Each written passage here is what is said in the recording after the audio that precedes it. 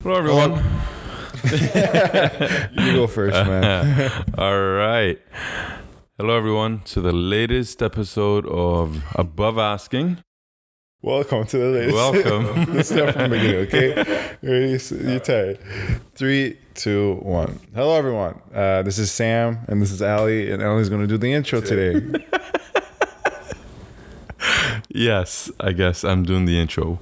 Welcome to the Above Asking podcast with your hosts, Ali, with the Home Investors team and Brokerage Remax, and my awesome co-host, Sam Saberi from SaberiSixRealEstate and Remax Realtron Realty Inc. You can find me on Instagram, YouTube, my Gmail, SaberiSixRealEstate, on all those. And obviously my phone number and office number is in the description. What about you, Ali? You'll see my phone number and Instagram handle down in the description. And that's about all you need to get in contact with me. Short and sweet. Anyways, what's on the docket today, sir? So I'm going to actually talk about one of my listings right now. We have a listing in North York area of Toronto. And, we had 2 showings thus far. It's been on the market for 5 days, 5 to 6 days. We've had 2 showings only. It's kind of a higher price property. That's why, right now in today's market. What's the price point? Just shy of $2 million. And right now in today's market, I think it's accurate to say that those price points are not really getting a lot of traction right now, right? In that area, that's fair to say. Depends on the property type. Is it a bungalow or a 2-story? No, it's a 2-story. Is it a newer property? It's been renovated, but not as of recent times. Within the last 5 years, I would say it's been renovated slightly. It's not a new property, right? Okay. But yeah, so as a big lot, though, as a huge lot. What's the lot size? 50. By? 50 by 106. Right. So the problem is, though, that the property owner, our client, this individual rents out each room. Right? It's a huge property. It's like as I said, shy of $2 million in a very desired location in Toronto.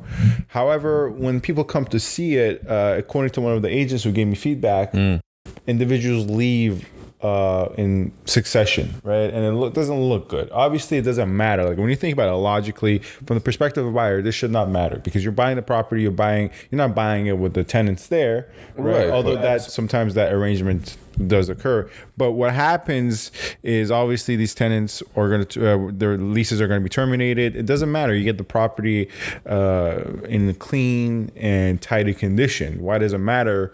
Tenants were living there prior. But a psychological thing, when you're seeing it showcased, it's just not a good look. It's not a good look, but it also doesn't matter.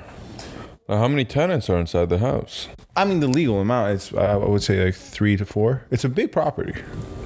3 to 4. Are they like a family, or is it just? No, it's separate people. It's separate. Okay. Yeah, separate leases. So in the eyes of the buyer, it could, they could call into question the condition of the property. Has it been well maintained? Has it been taken care of? And all of that. It's perfectly maintained. Right. Thing is that aesthetically on the outside, everything could look great. Interior too.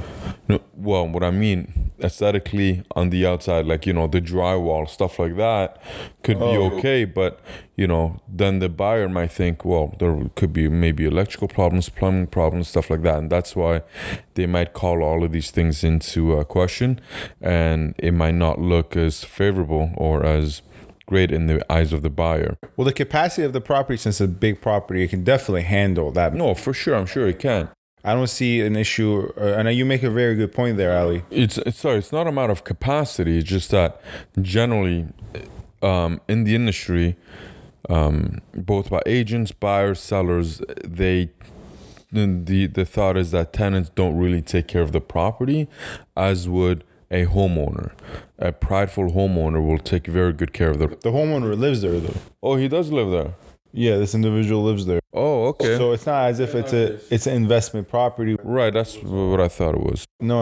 I mean, this person lives there and just rents out the extra space because this person lives by themselves. And you make a good point about the potential issues with plumbing, because I've had this in the past with rental properties where, we rented out a property and the buyer, or rather the landlord, was okay with a set of tenants that didn't exceed the legal capacity, but was kind of too much for the one bathroom, because we rented the upstairs. This property I'm referring to is the upstairs downstairs, and the issue was that the upstairs only had one washroom with 3 bedrooms, right? Wow, okay, that's an older property. It is an older property. It actually is. I believe it was made in the 60s.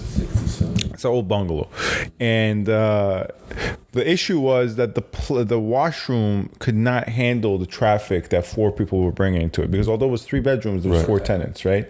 And it could not handle that. They were using it too often, and when 4 people are using the washroom and flushing too often, plumbing issues arise, right? Especially in the old property. A lot of poop.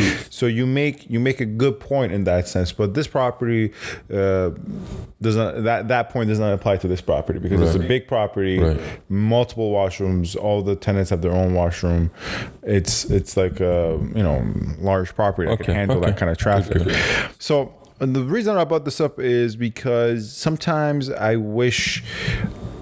This is a thing that we communicated to the seller, but I wish a little bit of common sense would dictate that perhaps when there is a showing happening, maybe in advance, tell the tenants to either leave earlier or clean up a bit. Yeah.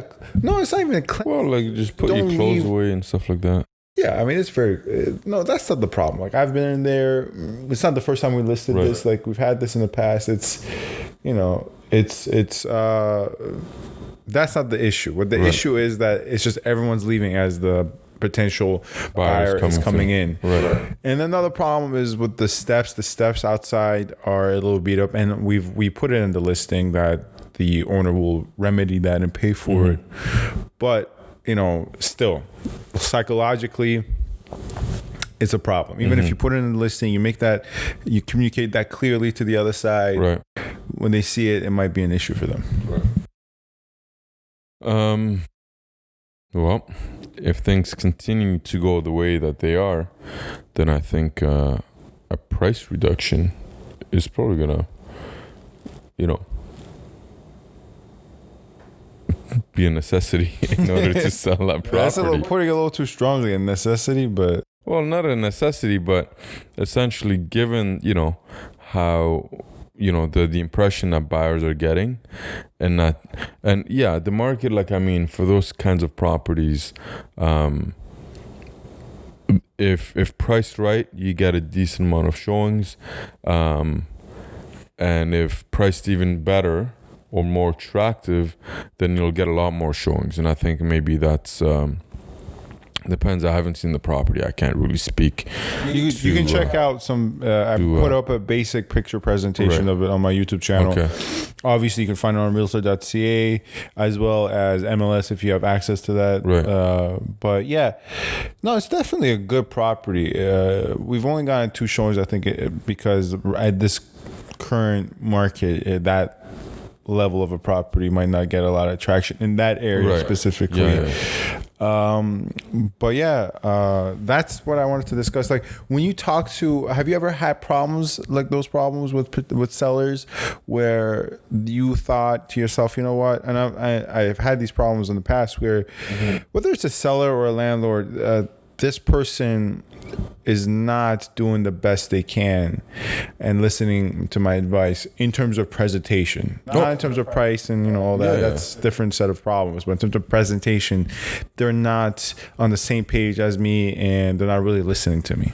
I have, not everyone understands presentation, and everyone has their own lifestyle habits, right? So, not habits, but their own lifestyle. So, everyone does. They'll do their own thing. Like, I remember one time, and not that I'd really have much of an issue with these people, but we were just going on the market, And I had told him that tomorrow we're going live. Now, luckily, I didn't have a lockbox on the property just yet. It was a condo. Didn't. I didn't. So I had to rush downtown. At that time, my office was downtown, to grab a lockbox and grab a bunch of other stuff, feature sheets and everything. And then I had to rush back to the condo, which was in North York.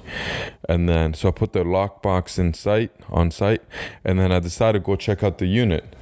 And I'm glad that I did, because they had totally forgotten that I was going live that morning. Yeah. And the laundry was all over the couch. And I was like, oh boy, what do I do with this? And there's a showing, like literally about half an hour from the time that I got there. I was like, oh crap, what do I do? So I was thinking, like, do I put in the closet? Do I do this? I look inside the closet. It was jammed, just packed with stuff. And then I thought about it quickly. I'm like, it came out of the laundry. Let me put it back into the dryer. So I quickly grabbed everything, shoved it back in the dryer. I went to the kitchen that had like dirty dishes and a couple of dirty dishes that had just fed their little daughter. Don't tell me you washed. So I washed dishes real quick. I put everything away. I cleared the counter. Then I looked at the mirrors inside the bedroom, because they had these sliding closet doors that were mirrored, and there was a few stains on them. So I quickly pulled out the Windex and I went around to both the bedrooms and the front door, sliding door, the closet, and I just Windex everything, wiped everything down, and and then I left just in time. And the thing is, that first showing were the ones who brought in the offer. Oh, so really? I am totally happy that I did it in order to get that property sold. But like, here's the thing, right? Like, I mean, when you have a young couple that they're working and they have a little girl, they just, sometimes it's like they get up in the mornings, like rush, do this, do that, and they forget. And then it's like you come in and like, oh my God, what's going on here? Yeah. I thought but like, you can't really be mad, you know, because it's people's. You can't be mad. Yeah, you have to have a certain amount of understanding. Yeah. It depends. Like in that situation where they are, homeowners, end users. They're just a regular couple. Yeah. You have to have a certain amount of understanding. And with my example I was talking about, this person is also obviously they're renting out their room, so the maybe can be considered an investor, but not really. They're just doing that to make ends meet. They're also end user themselves, right? Yeah. So yeah, I had a certain amount of understanding, but I've had other situations where I have an understanding, but the understanding does not make me any less annoyed, because it's not an end user, it's an investor. And if I'm working with an investor, look, you should know that this should not be messy. Why is this messy right here? But that's a story for a different time. But it's hard. Listen, I get the frustration. I've had it many times where I remember one house I went to go see, and I remember the sliding door that gave you access to the backyard. So from the kitchen, there's a little, there was like a breakfast area, and then there was the door to the backyard. It was a sliding door. And I looked around, and I'm pretty sure I saw pasta sauce or tomato sauce. Where? On the backyard ground? No, it was like on the door. Oh, wow. Like, I don't know how this got there. Like, did they have a food fight or something? So did they have a kid? No, just two adults. Grown ass children is what they were, really. So I walked around the property. I was like, okay, you gotta clean this, you gotta clean that, and this has to go away. Declutter this, declutter that. So I gave him time to do all of that. I come back about a month later, and I was like, there's not much improvement. I see the tomato stain is still on the door. I was like, okay, I see how this is gonna be. Yeah. So I told him once again, declutter, do this, do that, blah, blah, blah. And then a week later, we went for the photos. And ultimately, with a property like that, there's like, there's not much you can do. Like, that property is not going to show as well as other properties in the neighborhood. And as a result, it's going to sell for less, especially if there's enough options, if there's enough inventory in that neighborhood, then people are going to go to the nicer looking ones, or the ones that are in better condition, that don't have tomato sauce on the sliding porch door, because that in itself shows that, the owner is not taking very good care of the property, right? And that's the ultimate. It's not just about presentation. The property is an indication of how well the property is being taken care of. In terms of, I get what you're saying. Like if they have tomato paste on the screen door, or the backyard entrance door, what are they doing with things that are important in terms of functionality, like the plumbing, the electrical? You look at the windowsill, and it's like, you can tell that there's dust, and the dust has been piling up for months and months and months, and they haven't, or maybe even over a year, and they haven't taken the time to just wipe the dust off. It's like, what else have they not addressed or looked into? There could have been a leak. There could have been, a minor plumbing issue that. But here's the thing, said, it's just minor, and then that minor thing turns into something larger. So, it's. I'm not saying everyone's like that. Some people might not be the cleanest, or they'll have their clothes in and it'll be cluttered and messy, but they take care of the major issues. If there's a plumbing issue, they address that. If there is, foundation problems, they address that. Mechanical, anything, they address it right away, but maybe they're just messy and a bit unorganized in terms of everything else. The sink is full of dishes and all of that, but it is important in the eyes of the buyer. They do look at these things, and then that opens up a portal to all of the other things they might think of, just because they see a lot of dishes in the sink or tomato sauce on the porch door, right? From the perspective of a buyer, because obviously both sides, we're sometimes with buyers as well. Like, in my opinion, logically though, it shouldn't matter. Like, what you're saying is, for a prudent buyer, the fact that they see tomato paste should not matter, because you're going to get a home inspection done anyway. Right. It shouldn't, but it does. It does, and I think it's a huge distinction. I'm not gonna say it's a superstition, because it's not, but it's like some sort of emotional, illogical thing that, hey, I have those responses with other things that I purchase sometimes, right? If I buy something and maybe, I don't know, like, that's not advertising. All that is colors and presentation. Like, the color and presentation of a label of a product I'm buying really doesn't say much about the actual functionality of it, but it's obviously matters, right? Of course it matters. That's why Apple's so successful. I think their phones suck, but they do quite well. In terms of presentation. And it's a presentation. It's their brand. It's how simple they make things. So it does matter. And, it doesn't. I think when it comes to buyers, I think, unless they're totally unreasonable, or, let's go with that, unreasonable. Most buyers will look at a property and they'll think, would an average person, would a reasonable person live like this? Right? There's some people that I know that are super meticulous. They are very clean. There's a little scratch on the wall. They address it right away. There's a little dent. Such as yourself? Yes. That's a scratch. I actually tried to clean that. I did try to clean that. I need to go buy the. I just haven't made the time to buy those. What is it, like the Mr. Clean? There's these wipes. There's these erasers. Or whatever. No, there's actual like wipes. There's like these erasers that you can buy for walls. And I've gone through my place and I've been wiping and cleaning and all of that stuff. So I ran out, and so I haven't made the time to buy it.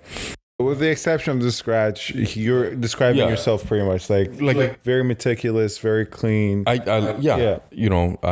dust my baseboards, right?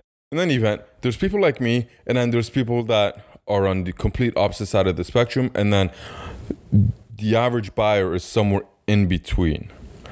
And, you know, they will say, this person's super meticulous, this property's been very well taken care of. And so they're sometimes willing to pay a premium. And then on the other side, if, you know, there is tomato sauce on the door and the window still has a lot of dust, they'll think, you know, that it has been taken care of, and they might not be willing to pay a premium for that property. But, you know, I do agree with your point. It shouldn't really matter as long as the mechanicals and the foundation and everything else is in good working order. Everything else is fine. All the other stuff is cosmetic. You know, you just got to wash it or paint it. And so that shouldn't be a huge determining factor in whether you want to purchase a property or put in an offer on a property. So I do agree with you in that respect. Yeah, and you know, once we were talking about showing stories, your story about how you have to get there, basically do their laundry, do their dishes, all that laundry stuff, ways, clean their you know, walls and stuff. Just made me start thinking about funny stories at showings, whether I'm with a buyer, a tenant, or I'm on the listing side. And one funny story that came to mind was this is when I first started. I was with the first clients I ever did a deal with, a transaction with. They were tenants. They were trying to rent a property downtown, a condo. And we were going around seeing many condos that day for rent. And we got to one condo, and what happened was, usually what happens is you just get we book a showing, get the confirmation, got the lockbox code, right, get where it is, get the lockbox, or whether it's at the concierge, the staircase, wherever it is, you get it, you go, right? That's typical procedure. For this, the confirmation said just go to the management office. Okay. Have you had that before? Key at concierge, yeah. Yes. No, not the concierge. That's different. Management office. Management office. No, right? I haven't had that yet. So we went to the management office, and I already saw two realtors with their setup, with their clients lined up at the management office, right? And they were waiting. I asked them what they're waiting for. They said they're waiting for the manager to take him to the unit. I asked them, is it the same unit? They're like, yes. So I spoke to the person, and she said, yes, for our building, the policy is we don't give keys to the landlords, or sorry, the agents. They just come here, we collect as a group, we go see, right? That's great service. Well, on the way there, so now it's me with my two clients, right? Another two agents with 1 and 2 clients. So it's like a group of you know, going on a tour. Yeah, exactly. It's like up to 7 people, 7, 8 people. So we're all walking, you know, and that's awkward as it is. Like, you know, we all have our MLS sheets in our hand and stuff like that. And on the way there, the lady says, now, just to warn you, these people, the current tenants, they both work overnights.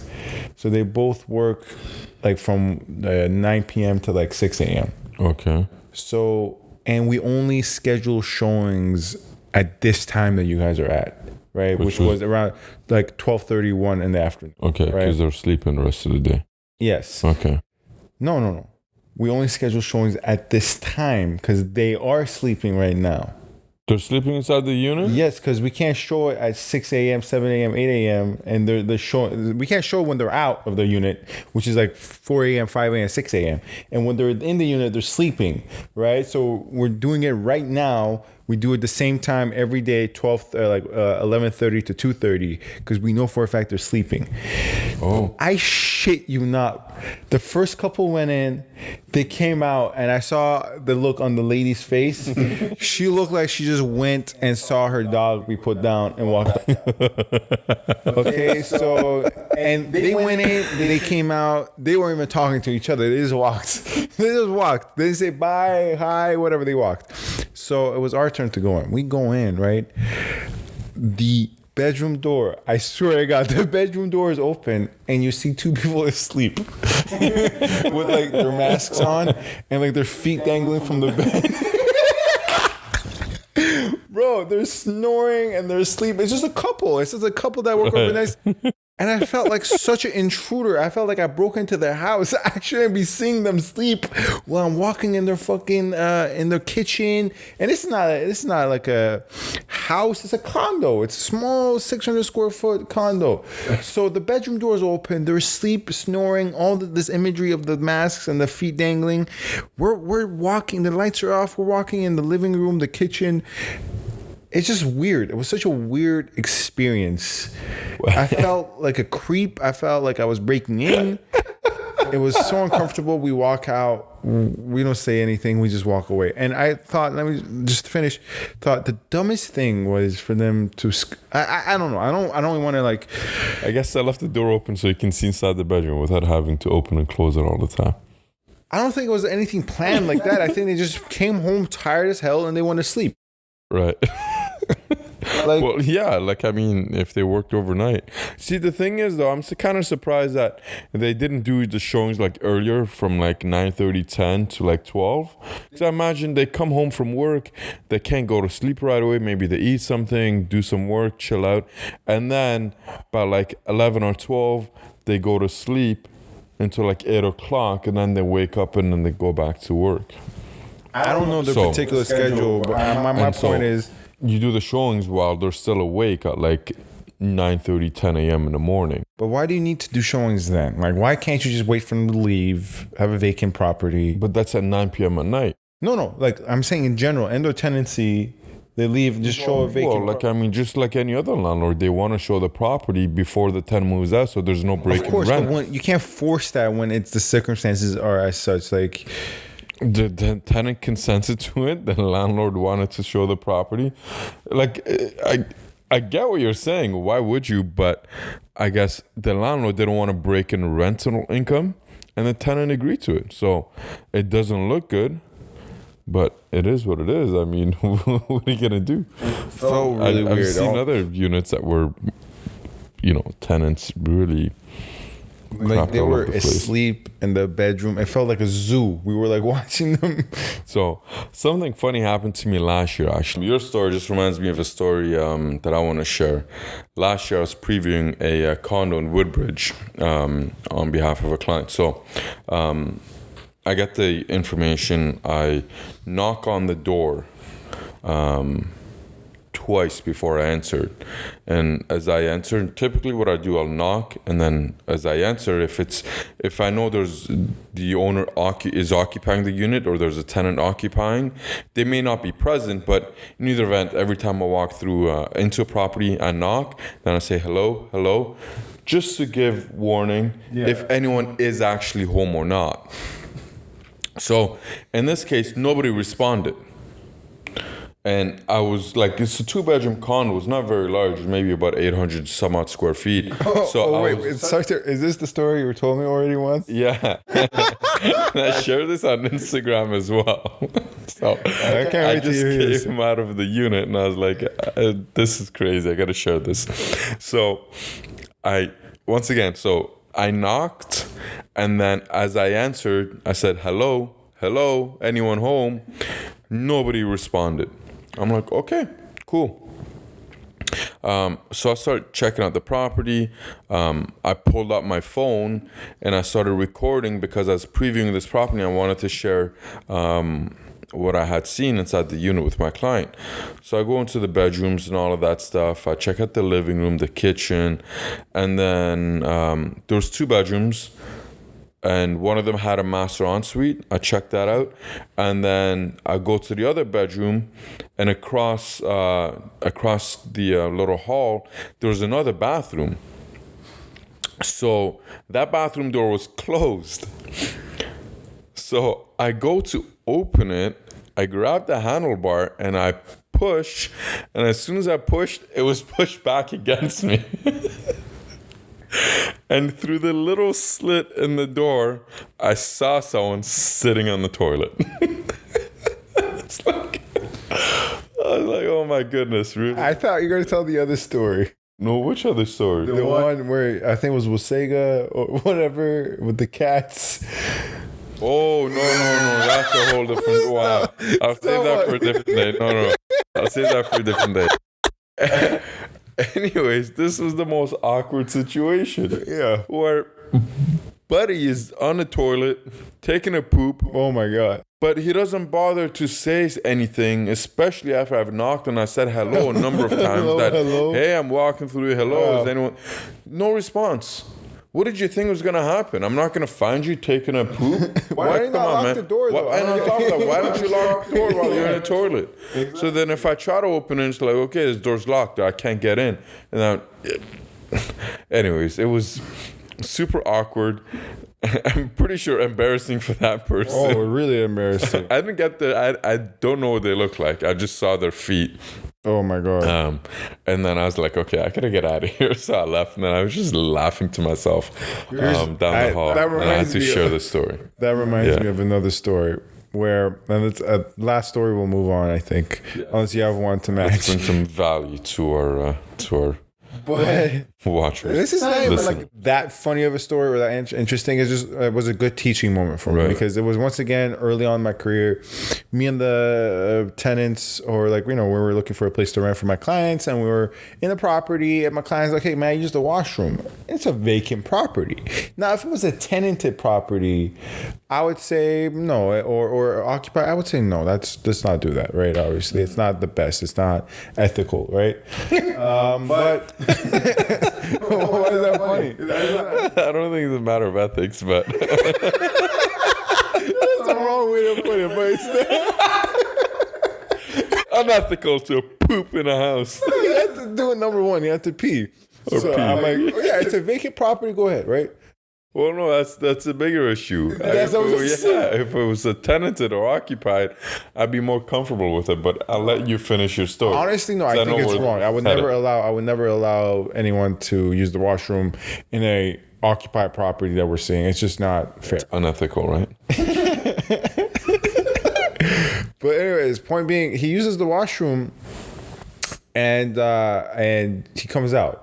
Right? Mm-hmm. So before we're about to leave, I'm going to go wash my hands in the washroom too. Mm-hmm. Right? So I turn on the faucet, nothing comes out. Yeah, I knew that. That's weird. My first thought is, well, there's something wrong here with the plumbing, right? Turn on the cold, no. And I'm like, okay, maybe it's just to turn off the water. I go to flush the toilet to see if maybe that's the case, and that is the case. The toilet does not flush. Right? So I'm like, oh my God. So to turn off the water? Yeah. To the entire property? Yeah. This guy used the washroom, and the lid was on. Like, I couldn't see what he did. Like, I didn't even want to open it. So I know for a fact that this guy peed in this washroom. You sure? You didn't see? Could have been a poop. I don't know. But like, he peed or whatever. He did whatever. And he didn't flush because he couldn't flush, and he just left the lid on. I'm like, there's nothing I can do at this point. So, well, maybe they just turned it off from the bottom there behind the toilet. They shut off, no? They shut off the water. So you got to go into the basement. Which, I can't. Yeah. So what'd you do? Call the agent? Say, hey. No, it was we PP'd in your vacant property. There was. I apologized to myself. That's all I did. To yourself, yeah. That helps everyone. Well, no, I'm like, oh, this is you made a mistake. You should have known this was a possibility. You should have told and this was a learning moment. Sam, sorry, Sam. Ever since then, when we go into a property that's even vacant, first thing I do is turn on the tabs. Not because I'm planning on doing anything, but just make sure the water's running in case you gotta pee. Because I just go. No. That makes it sound like as if I just go to showings just to. You check for toilet paper too. Just eradicate like whatever is inside. That's not why I go to showings. My point is that it's just a learning. It's another thing you learn. There's a million of those where you can't learn it on paper or a book. You have to be at the showing. You gotta make the mistake of letting your client pee and then not be able to flush. Well, I mean, yes, you have to. That's the good way to put it. See, with vacant properties, what you actually should do is tape down the toilet seat. So they can't lift it. And then tape down? So you just say take down or tape? Tape. Oh. Well, what do you mean take? No, that's why I was confused. I don't If you notice, to undo the toilet. At first, if you notice, I was confused. I'm like, takedown? What? No, you tape it down so they can't lift the toilet seat. There's no number ones or number twos. And then in terms of the sink, you could put a sign on the mirror or maybe tape the faucet as well. No, we've done that for our properties. We said, please don't use the washroom and all that. Yeah, you put up signs, but people don't necessarily read those signs or adhere to them, I should say, right? So one way you can definitely make sure that nobody is using your facilities, if it is a vacant property and you've turned off the water, tape down the toilets. Just tape down the lids. And then that sends a clear message that, hey, you're not doing your business here and that the water's probably turned off. Like if I was, as an agent, I see that, I'd be like, okay, guys, even if you really had to and you want to take off the tape, they've probably turned off the water, so we can't flush your toilet. Let's go to Tim Hortons. Put on your face mask. Exactly. Let's go to Tim Hortons. Well, which you can't even these days. I don't know if the gas stations are open. It's only gas stations. Oh, yeah? Yeah. Are they still permitting that? Yeah, they are. I was door knocking the other day, and that's the same thing. I'm like, I have to use the washroom now. So I just went to a gas station, and they carry business, huh? Yeah, they were okay with it. You just have to wear a mask, obviously. Inside the bathroom? No, I mean like inside the gas station. Oh, yeah. Keep it on inside the bathroom. That's the episode for today. You can find our contact information in the description box. Yes. Please subscribe, comment, rate, and review. Sorry for interrupting. No. Subscribe, click the notification. All that jazz. Hit up my boy on his personal YouTube account. Hit up my boy. Don't punch him in the face. He'll punch you back. Anyways. Punch you back. Anyways. Let's wrap this up. Thanks for watching. Take care. Thanks.